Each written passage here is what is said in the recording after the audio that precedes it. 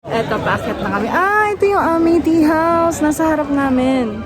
So, let's go there. Ayun na yung Amei Teahouse. Ito yung inspiration ng Spirited Away daw na movie or yung anime. Punta namin. Sini ate. Ayan. Ang taas, puro hanggang dito guys. Okay. I think that is that's the photo spot. I mean, that's the place where you go to find the perfect shot of the Amei Teahouse. Sino yung kasama ko?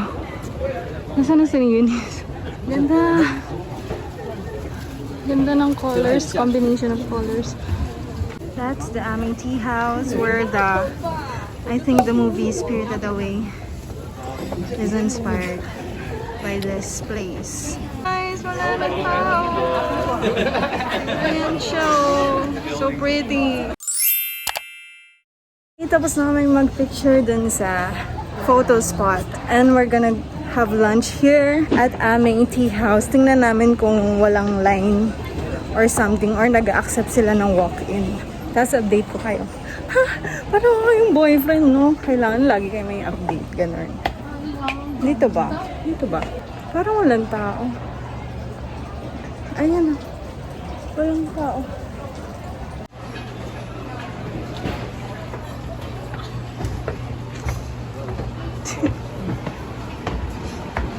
Wow.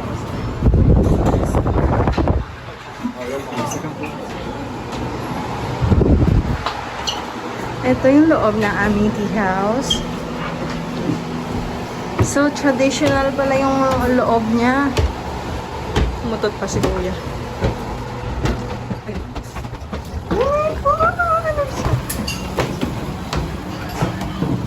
So happy I'm here. Sorry. Oh, the views are amazing. Oh my gosh. So pretty here. Ang ganda. Ang ganda. Saan tayo? Dito. Dito na lang. Nasa Amei Teahouse kami. Tapos ito yung tea house nila. Ay, tea set nila. 300 NTD siya per person. Oh, kala ko mahal. Hindi naman pala. Okay lang naman pala siya. Hindi naman siya super pricey. And only din siya.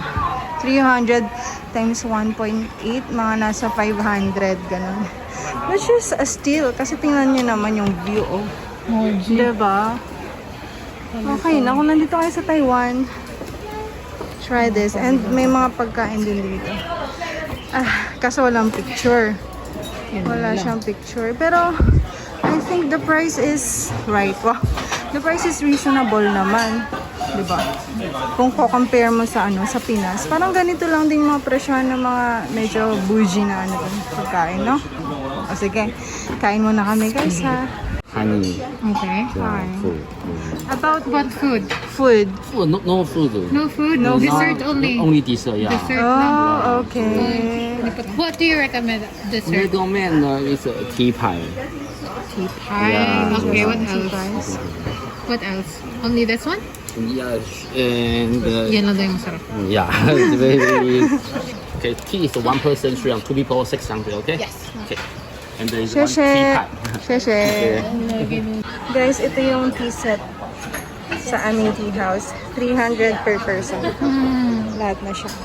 So, ito yung tea nila. I'm not sure what kind of tea is this. Pero cold tea yung in-order namin, which is a first. I haven't tried cold tea before. Puro hot tea lang. Pero di ko malasahan. Parang ang tabang. Mas malasa kasi sa hot. Hawakan mo na lang. Ay. Ito guys, may papulburon sila. Kulay green.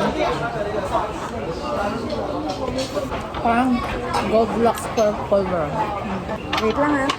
Kukuha lang ako ng tea. Nasa likod kasi yung tea ko eh. Ayan. Ito. Ano, unti. Bus na? Good. Ito. Lagay ko ulit sa likod. Tapos meron ding parang rice cracker. Picture mo na. Only refill pala dito, guys. Okay. Sorry. Ay, pala manito. Thank you. Sheshe. Magic word dito, guys. Alam mo po ano? Sheshe. Init na init. Yan lang. Yun lang alam namin. Nihaw pala, pero hindi ko pa nagagamit yun. Puro sheshe lang. Ako nagninihaw ka niya. Parang Isang dessert, jasmine tea pie daw.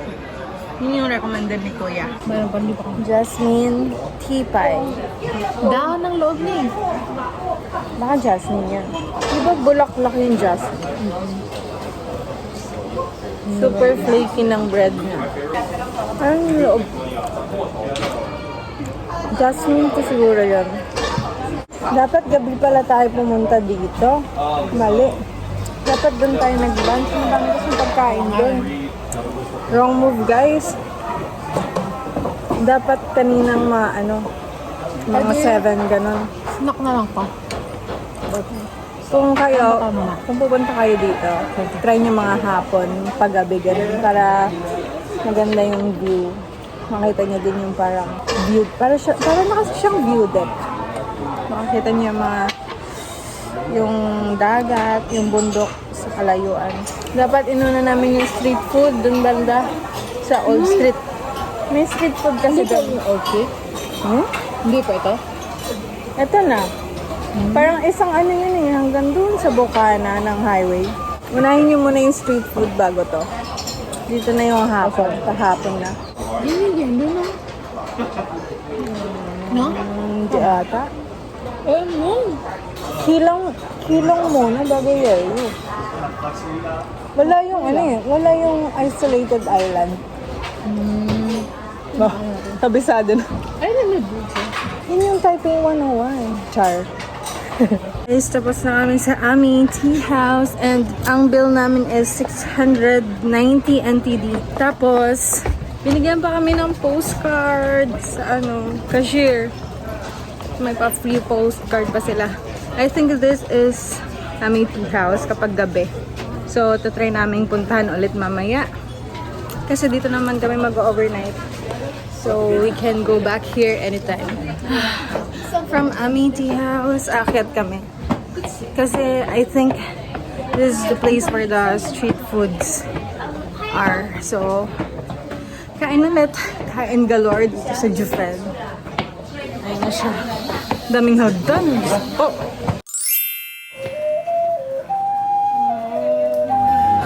Excuse me, do you know where's the street food? I suggest you go down, then we can see the choice. Okay, thank you so much.